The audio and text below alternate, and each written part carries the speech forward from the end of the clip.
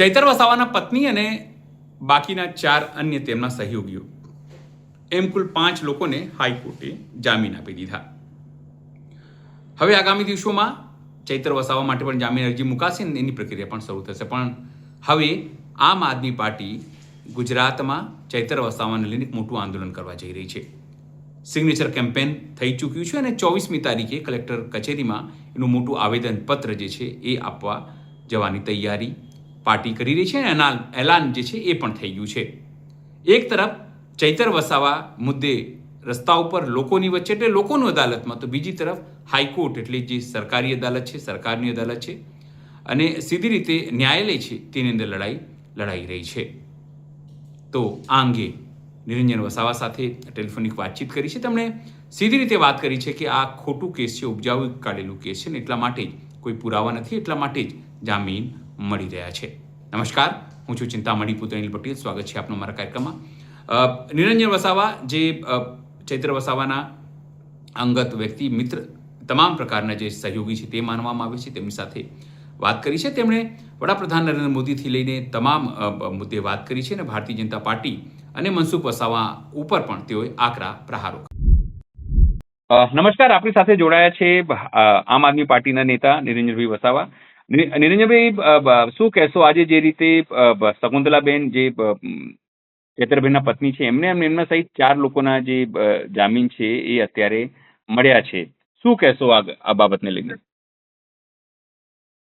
આજે તમે જોયું હશે કે શકુંતલાબેનની સાથે સાથે 5 લોકોના જામીન મંજૂર કર્યા છે. આજે ચૈતરભાઈ અમે હંમેશાથી જ કહેતા હતા કે નિર્દોષ છે. એમના ખોટા કેસોમાં ભારતીય જનતા પાર્ટીના જે આગેવાનો છે એ લોકોએ ફસાવાનું એક ષડયંત્ર કર્યું હતું. પણ આજે હાઈકોર્ટના જે ચુકાદા બાદ આજે તમામ લોકોને આજે જામીન આપ્યા છે, એટલે અમે હાઈકોર્ટનો ખૂબ ખૂબ આભાર માનીએ છીએ. નિરંજનભાઈ, ખાલી મારે એ જાણવું છે કે અત્યારે તો સમજો શકુંતલાબેન સહિત જે 5 લોકો છે એમના જામીન મળ્યા છે, ચૈતરભાઈ અને જે આખી જે તેમનું જામીન છે એ કેવી રીતે આગળ પ્રોસેસ છે થવાની છે હવે?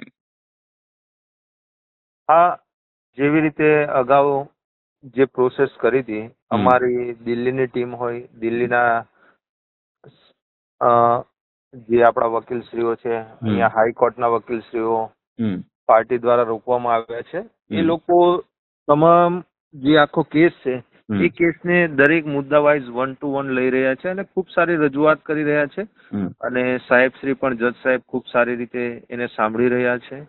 આ કેસમાં ખરેખર આમ તો કશું છે જ નથી. આખો ઉપજાવી કાઢેલો કેસ છે.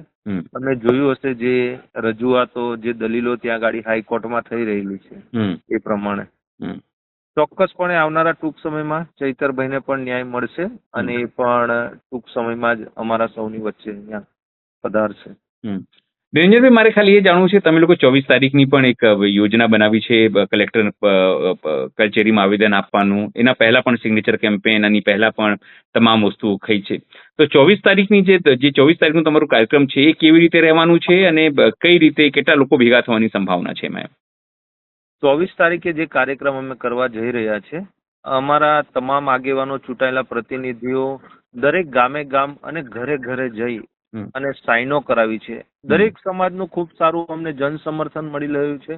દરેક સમાજના લોકો પણ જે આ ભારતીય જનતા પાર્ટીની જે તાનાશાહી સરકાર જે કરી રહેલી છે, આજે ચૈતરભાઈ દરેક સમાજ માટે ખૂબ મજબૂતાઈથી લોકોના અવાજ ઉઠાવે છે, લોકોનો પ્રશ્ન ઉઠાવે છે, સરકારમાં રજૂઆત કરે છે. એને જ ધ્યાનમાં રાખીને ક્યાંક ને ક્યાંક આ રીતે આ ખોટા કેસ કરવાનો પ્રયત્ન કર્યો હતો. પણ જ્યારે અમે ગ્રાઉન્ડ લેવલ પર આજે જઈ રહ્યા છે, લોકો પાસે સમર્થન માંગી રહ્યા છે, તો ખૂબ સારું સમર્થન મળી રહ્યું છે. અને 24 તારીખે આ જન સમર્થન જે સાઇન અમે જે કરાવી છે એ અમે કલેક્ટર સાહેબશ્રીને આવેદનપત્ર આપશું, જેમાં રાષ્ટ્રપતિ, રાજ્યપાલ અને મુખ્યમંત્રીને સંબોધીને આખો કાર્યક્રમ અમે કરવા જઈ રહ્યા છીએ. અને નિરંજનભાઈ, ખાલી મારે એ જાણવું છે કે એક તરફ તમે લોકો રસ્તા ઉપર આ લડાઈ લડી રહ્યા છો ચૈતરભાઈના સમર્થનમાં, બીજી તરફ તમે કાયદાકીય પણ લડાઈ લડી રહ્યા છો. ત્યાં લોકોનો જે રિસ્પોન્સ છે આદિવાસી વિસ્તારોમાં ખાસ કરીને, એ કેવા રીતે તમને લોકોને મળી રહ્યું છે? ત્યાં આદિવાસી સમાજમાં અમને ખૂબ સારું સમર્થન, જન સમર્થન મળી રહ્યું છે. અને સાથે સાથે દરેક સમાજનો વર્ગ અહીંયા રહે છે, એ લોકોનું પણ જન સમર્થન મળી રહ્યું છે.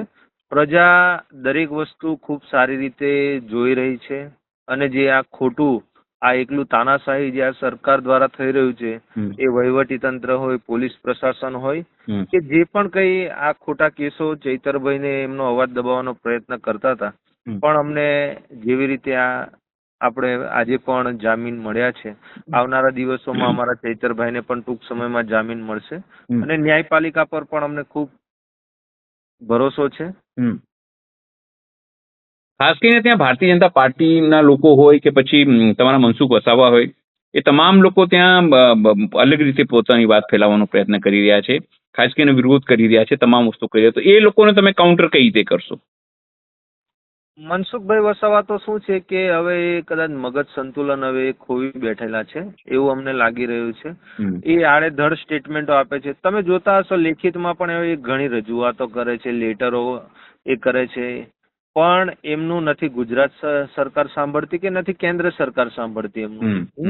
ફક્ત એ લખી અને સોશિયલ મીડિયા પર પોતાની વાહવાહી એ કરવાનું કામગીરી કરી રહી છે. પણ તમે એમની જે પણ કોઈ મીડિયા બાઇટ આપતા હશે, સ્ટેટમેન્ટ જોતા હશો, તો જે પણ લોકો કોમેન્ટ કરે છે, આજે 30-35 વર્ષના સાંસદે જે પોતાના ગામનો રસ્તો ના બનાવી શકતો હોય, તો હવે એમની પાસે તો હવે બીજી કઈ અપેક્ષા અમે અથવા તો સ્થાનિક આગેવાન શ્રીઓ રાખી શકે. એક છેલ્લો સવાલ કે વડાપ્રધાન નરેન્દ્ર મોદી પંજાબમાં હતા ત્યારે પંજાબમાં પણ તેમણે ચૈતરભાઈનું નામ લીધા વગર વાત કરી. તમને લાગે છે કે ભાજપમાં ચૈતરભાઈનું એક ડર છે એવું ફેલાયું છે કે વડાપ્રધાને પંજાબમાં જઈને નામ લેવાની ફરજ પડે છે? તમે જોયું હશે, હજુ તો 1 વર્ષ થતું નથી, દેશના વડાપ્રધાન શ્રી ડેડિયાપાડામાં આવ્યા હતા.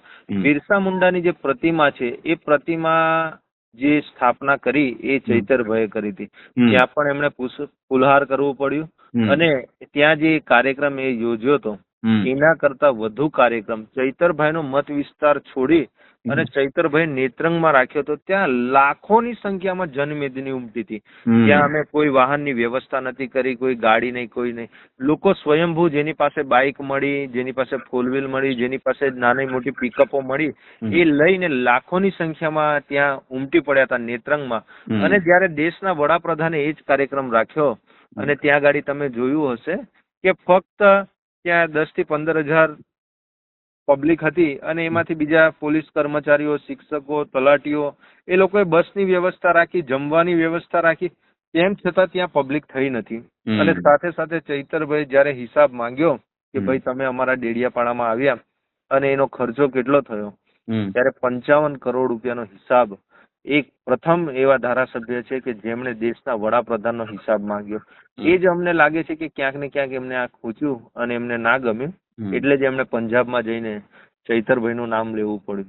આજે ચૈતરભાઈનું નામ આજે દેશના વડાપ્રધાન લે એ અમારા માટે ખૂબ ગર્વની વાત છે કે આજે હજારોની સંખ્યામાં આખા દેશમાં ધારાસભ્ય છે અને એક નાનકડા ગામડામાંથી આવતા અમારા ચૈતરભાઈ વસાવા એમનું નામ આજે દેશના વડાપ્રધાન એટલા વ્યસ્ત હોવા છતાં આજે એમનો એક સેકન્ડ, એક મિનિટનો એમનો કિંમતી સમય હોય છે, પણ તેમ છતાં અમારા વિસ્તારનું નામ લે છે. એટલે અમને તો ખરેખર ગર્વ થાય છે કે દેશના વડાપ્રધાન પણ આ કેસમાં આટલું બધું ઇન્ટરેસ્ટ લઈ અને ધ્યાન આપે છે. ધન્યવાદ નરેન્દ્રભાઈ, આપ અમારી સાથે જોડાયા અને અમારા દર્શકોને માહિતી આપી. ખૂબ ખૂબ આભાર સાહેબ આપનો. Okay, thank you. નમસ્કાર મિત્રો, ચૈતરભાઈના જન સમર્થનમાં નર્મદા જિલ્લામાં તમામ ગામે ગામ જઈ અને ઘરે ઘરે લોકોના હસ્તાક્ષરો કર્યા છે, જેમાં 1 લાખથી પણ વધુ લોકોએ ચૈતરભાઈને હસ્તાક્ષર કરી જન સમર્થન કર્યું છે.